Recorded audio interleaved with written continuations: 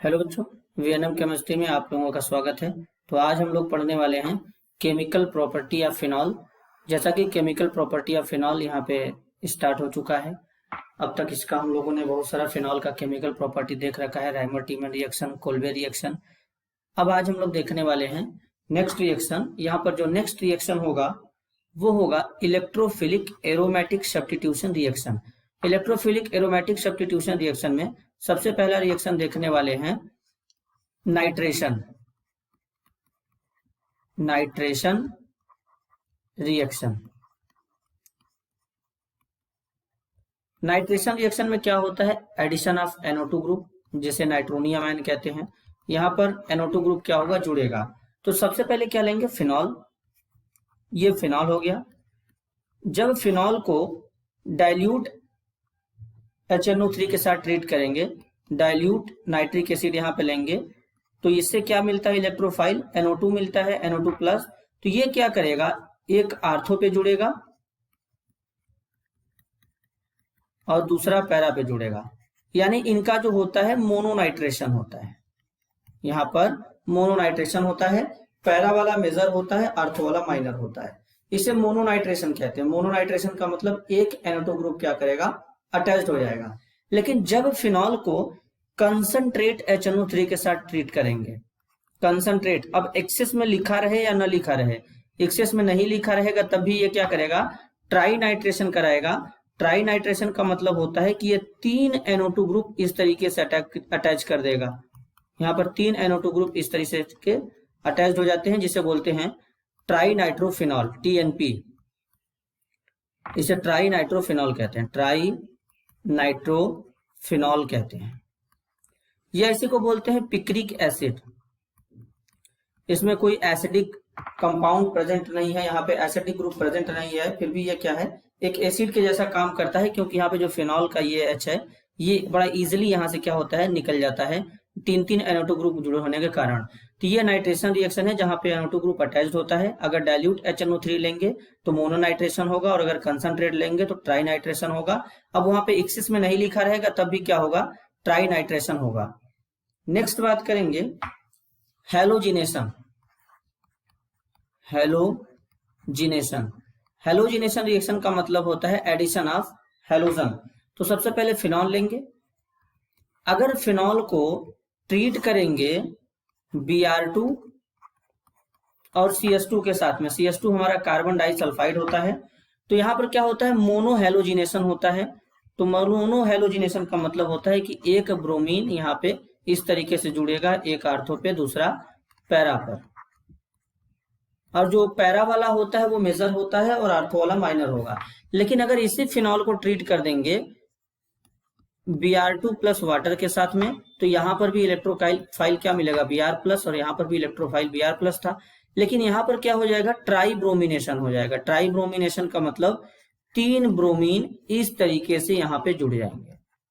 तो जब bromine carbon disulphide के साथ आएगा तो मोनोब्रोमिनेशन होगा, और जब ब्रोमीन वाटर के साथ आएगा तो ट्राई ब्रोमिनेशन हो जाएगा। इसको बोलते हैं ट्राई ब्रोमोफिनॉल, TBP कहते हैं।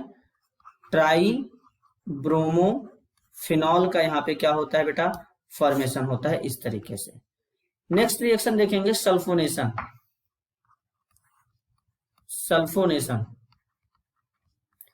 सल्फोनेशन का मतलब होता है एडिशन ऑफ SO3H ग्रुप। मैंने बताया है कि आता है SO3 लेकिन जुड़ता है SO3H। तो सबसे पहले क्या लेंगे? फिनॉल लेंगे। इस तरीके से फिनॉल लेंगे। अगर फिनॉल को कंसंट्रेट H2SO4 के साथ में ट्रीट करेंगे, 25 डिग्री सेल्सियस का अगर टेम्परेचर होगा, तो यहाँ पर इस तरीके का ऑर्थो प्रोडक्ट बनता है OHSO3H, और ये जो प्रोडक्ट होता है KCP होता है। KCP का मतलब केमिकली काइनेटिकली प्रोडक्ट होता है, केमिकली कंट्रोल्ड प्रोडक्ट यहाँ पे फॉर्म होता है। लेकिन अगर इसी फिनॉल को कंसंट्रेट H2SO4 के साथ ट्रीट करेंगे, लेकिन यहाँ पर टेम्परेचर कितना रहेगा? 100 डिग्री सेल्सियस का रहेगा, तो यहाँ पर पैरा प्रोडक्ट फॉर्म होता है OHSO3H। TCP का मतलब होता है थर्मोडायनेमिकली कंट्रोल प्रोडक्ट।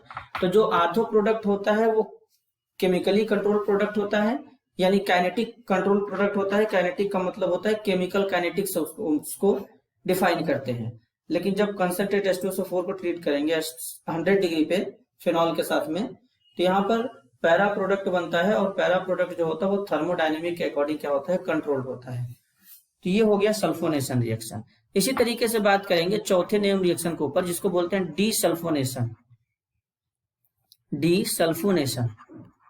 अब डीसल्फोनेशन क्या होता है, इसमें जो होगा SO3 जो होता है ग्रुप वो बाहर निकल जाता है। तो यानी इसमें SO3 ग्रुप क्या हो जाएगा, बाहर निकल जाएगा। जब SO3 ग्रुप जुड़ेगा तो सल्फोनेशन, जब बाहर निकलेगा तो डीसल्फोनेशन। तो यहाँ पर SO3H ग्रुप है, यहाँ पर क्या होगा H+ के साथ हीट करेंगे, या फिर ये वाटर के साथ में हीटिंग आ सकता है। तो यहाँ से ये ग्रुप बेटा गायब कर देंगे तो क्या बन जाएगा, बेंजीन बन जाएगा। इसे बोलते हैं डीसल्फोनेशन। अगर इसके मैकेनिज्म की बात करेंगे, थोड़ा मैकेनिज्म देख लो, लेकिन मैकेनिज्म वैसे पूछता नहीं है, फिर भी देख लेते हैं। तो यहाँ पर क्या होगा, S double bond O OH है, ये डबल बॉन्ड एक यहाँ पे, एक डबल बॉन्ड यहाँ पे लगा देते हैं इस तरीके से। और यहाँ पे क्या हो जाएगा, ये पॉजिटिव चार्ज हो जाएगा। जब इसको H+ के साथ में ट्रीट कर देंगे तब। तो यहाँ पे क्या आएगा, Cl आएगा। Cl नेगेटिव क्या करेगा, इस H को एब्स्ट्रैक्ट कर लेगा, और एब्स्ट्रैक्ट करने के बाद कुछ इस तरीके का यहाँ पे फॉर्म होगा, एक डबल बॉन्ड, यहाँ पे पॉजिटिव चार्ज आएगा। ये Cl क्या करेगा, इस हाइड्रोजन को एब्स्ट्रैक्ट कर लेगा, क्योंकि इसके ऊपर पॉजिटिव चार्ज है। तो जब इसको एब्स्ट्रैक्ट कर लेगा तो यहाँ से क्या फॉर्म हो जाएगा, यहाँ से HCl के फॉर्म में बाहर चला जाएगा। तो इस पे जो नेगेटिव चार्ज आएगा, यहाँ पे क्या आ जाएगा, नेगेटिव चार्ज। तो सबसे पहले इस तरीके से फॉर्म होगा सल्फर डबल बॉन्ड O, यहाँ पर आ जाएगा नेगेटिव चार्ज। अब ये नेगेटिव चार्ज यहाँ मूव करेगा और इस बॉन्ड को इस पे शिफ्ट कर देंगे, तो इस तरीके का यहाँ पे क्या हो जाएगा, बेंजीन का फॉर्मेशन हो जाएगा, और यहाँ पे SO3 है ग्रुप बाहर निकल जाएगा। तो जैसा कि सल्फोनेशन में मैंने बताया कि सल्फ्यूरिक एसिड से SO3 आता है, लेकिन रिंग के साथ में SO3H जुड़ता है। तो जब SO3 जुड़ेगा तो सल्फोनेशन, और जब SO3 बाहर निकलेगा तो डीसल्फोनेशन हो जाएगा। तो इस बात को याद रखेंगे। ये ठीक उसी तरीके से होता है जैसे हमारा डीसैलिनेशन होता है। डीसैलिनेशन होता है, इसमें क्या होता है कि जैसे ये हमारा एक सिलिकॉन का कंपाउंड होता है, यहाँ पर OH ग्रुप जुड़ा है इस तरीके से, और यहाँ पर SiMe3 लगा देंगे, और इसको क्या करेंगे, H+ के साथ ट्रीट करेंगे। तो यहाँ से ये ग्रुप बाहर उड़ा देंगे। जब ये ग्रुप को उड़ा देंगे तो इस तरीके से यहाँ पे क्या केवल बचेगा, OH जुड़ा हुआ बचेगा। तो ठीक इसी तरीके से क्या होता है, डीसल्फोनेशन होता है। और इसी तरीके से सेम एज डीकार्बोक्सिलेशन भी होता है, डीकार्बोक्सिलेशन। और डीकार्बोक्सिलेशन का मतलब होता है रिमूवल ऑफ कार्बन डाइऑक्साइड। तो डिसकार्बोक्सिलेशन इज सिमिलर एज डीसल्फोनेशन। तो जो डीकार्बोक्सिलेशन होता है वो डीसल्फोनेशन के जैसा ही क्या होता है, सिमिलर होता है। इसको हम लोग कुछ इस तरीके से देख सकते हैं, जैसे यहाँ पर क्या है, ये एक यहाँ पे OH ग्रुप जुड़ा है इस तरीके से, फिनॉल है, और यहाँ पे क्या है, COOH ग्रुप प्रेजेंट है। इसको H+ के साथ हीट करें या वाटर के साथ हीट करें, यहाँ से तुमको ये क्या करना है बेटा, CO2 हटा देना है। जब CO2 हटा दोगे तो इस तरीके से यहाँ पे फॉर्म हो जाएगा। तो सेम एज क्या है, डीसैलिनेशन है, डीकार्बोक्सिलेशन है, डीसल्फोनेशन है, ये एकदम सिमिलर है। इनमें ज्यादा कोई बहुत डिफरेंस नहीं है, माइनर डिफरेंस है। अब जरा यहाँ पे क्या करते हैं, एक क्वेश्चन प्रैक्टिस करते हैं बेटा, बड़ा ही इंपॉर्टेंट क्वेश्चन है, ध्यान से देखना।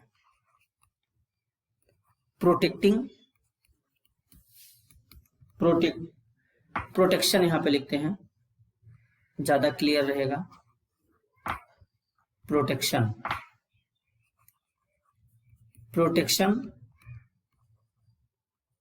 Of site by sulfonation and desulfonation. तो यानी यहाँ पे करना क्या है, जरा समझते हैं पहले। जैसे ये फिनॉल है, यहाँ पर OH लगा है, तो इससे तुमको क्या बनाना है बेटा, ये वाला कंपाउंड बनाना है इस तरीके से। यानी यहाँ पर जो क्लोरीन है यहाँ पे लगाना है, तो इस तरीके से बनाना है।